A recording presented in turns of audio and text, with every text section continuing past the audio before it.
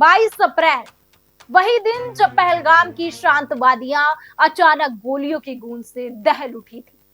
Baisaran valley में हुए उस आतंकी हमले ने 26 निर्दोष लोगों की जान ले ली और पूरे देश को झकझोर कर रख दिया। यह सिर्फ एक हमला नहीं था, बल्कि कश्मीर में लौटती शांति, बढ़ते पर्यटन और लोगों के भरोसे पर सीधा वार था। आज इस घटना की बरसी पर देश उन सभी शहीदों को याद कर रहा है और एक बार फिर आतंकवाद के खिलाफ अपने संकल्प को दोहरा रहा है। नमस्कार, मैं हूं आपके साथ शुभी शुक्ला। आप देख रहे हैं निशाना समाचार। यह सिर्फ एक हमला नहीं था, बल्कि कश्मीर में लौटती शांति, बढ़ते पर्यटन और लोगों के भरोसे पर सीधा वार था। इस हमले को अगर व्यापक परिप्रेक्ष्य में देखा जाए तो यह कश्मीर में आतंकवाद के बदलते स्वरूप को उजागर करता है। 1990 के दशक में जहां आतंकी गतिविधियों का मुख्य निशाना सुरक्षा बल और सरकारी ढांचे होते थे, वहीं अब रणनीति बदलकर आम नागरिकों और पर्यटकों को निशाना बनाया जा रहा है। इसे सॉफ्ट टारगेट रणनीति कहा जाता है, जिसमें कम संसाधनों में अधिक भय, अस्थिरता पैदा की जाती है। पहलगाम हमला इसी बदलाव का प्रतीक है, जहां निर्दोष और निहत्थे लोगों को निशाना बनाकर एक बड़ा मनोवैज्ञानिक प्रभाव पैदा करने की कोशिश की गई। इस घटना का एक महत्वपूर्ण पहलू इसका आर्थिक प्रभाव भी है।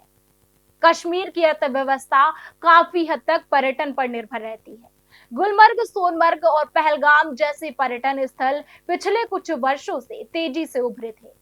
बड़ी संख्या में देश विदेश से पर्यटक यहाँ आ रहे थे, जिससे स्थानीय लोगों के लिए रोजगार और आय के नए अवसर पैदा हो रहे थे। ऐसे में पर्यटकों को निशाना बनाना केवल एक हिंसक कृत्य नहीं, बल्कि कश्मीर की आर्थिक स्थिरता और उसकी सकारात्मक छवि को नुकसान पहुंचाने की साजिश भी थी। मनोवैज्ञानिक स्तर पर भी इस हमले का असर गहरा रहा है। कश्मीर में सामान्य स्थिति बहाल होने का जो विश्वास बन रहा था, वो इस घटना के बाद कमजोर पड़ा है। पर्यटकों के मन में डर पैदा हुआ और स्थानीय लोगों में असुरक्षा की भावना बढ़ गई।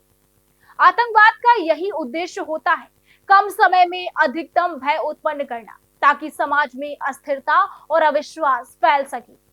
हमले के बाद भारत सरकार ने सख्त रुख अपनाया। प्रधानमंत्री नरेंद्र मोदी ने स्पष्ट किया कि देश आतंकवाद के सामने कभी नहीं झुकेगा।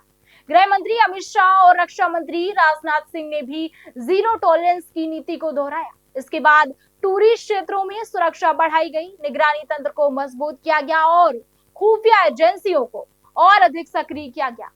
यह कदम केवल प्रतिक्रिया नहीं, बल्कि भविष्य में ऐसे हमलों को रोकने के लिए एक रणनीति प्रयास है। इस घटना की गूंज अंतर्राष्ट्रीय स्तर पर भी सुनाई दी। इजराइल, ऑस्ट्रेलिया और अर्जेंटीना जैसे देशों ने भारत के साथ एकजुटता दिखाई और आतंकवाद की कड़ी निंदा की। इससे स्पष्ट होता है कि आतंकवाद अब केवल एक क्षेत्रीय समस्या नहीं, बल्कि वैश्विक चुनौती बन चुका है, जिसके खिलाफ सामूहिक प्रयास की आवश्यकता है। एक साल बाद ये बरसी केवल शोक का दिन नहीं है, बल्कि एक महत्वपूर्ण सीख भी देती है। ये याद दिलाती है कि आतंकवाद के खिलाफ लड़ाई केवल सुरक्षा बलों की जिम्मेदारी नहीं, बल्कि पूरे समाज की भागीदारी से ही सफल हो सकती है। साथ ही ये भी जरूरी है कि विकास, रोजगार और शिक्षा के माध्यम से उन परिस्थितियों को कमजोर किया जाए जो आतंकवाद को बढ़ावा देती है। आज जब देश उन 26 निर्दोष लोगों को याद कर रहा है, ये संकल्प भी दोहराया जा रहा है कि उनकी कुर्बानी व्यर्थ नहीं जाएगी। कश्मीर की वादियां फिर से शांति और खुशहाली की राह पर आगे बढ़ेंगी और आतंक के साए को पीछे छोड़ते हुए एक सुरक्षित और स्थिर भविष्य की ओर कदम बढ़ाएंगे। बने रहिए हमारे साथ और देखते रहिए निशाना समाचार।